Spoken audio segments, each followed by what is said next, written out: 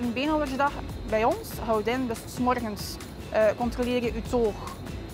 Wat heb ik nodig vandaag, wat moet ik snijden vandaag? En sowieso is het eerste wat je doet, het beginnen met het vers vlees te snijden voor je toog. Aanvullend maak je dan de bereidingen en tussenin vul je gewoon constant je toog aan.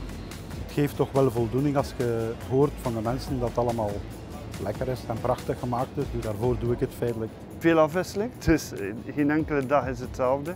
Er komen verschillende toestanden op u af die u een uitdaging heeft om dat weer op te lossen.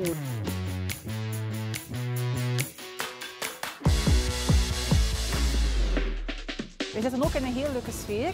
We maken veel plezier. We hebben veel contact met de klant en ook nog met de andere personeelsleden. Dus eigenlijk hebben wij toch wel een hele fijne groep bij ons. U creëert ook een soort familiale band op de duur. Eigenlijk het profiel dat het best past in de slagerij is ja, iemand die toch wel een zekere kennis geeft van vlees of de vleessoorten, zou ik maar zeggen. Er kan veel aangereerd worden, maar het heeft natuurlijk zijn tijd een beetje nodig. Maar daarom zijn wij hier, om de mensen een beetje de goede baan op te leiden, zou ik maar zeggen. U moet wel houden van producten, voedingsproducten te fabriceren. Als je in een leuke werksweek terecht wil komen, twijfel dan niet en kom gewoon bij ons.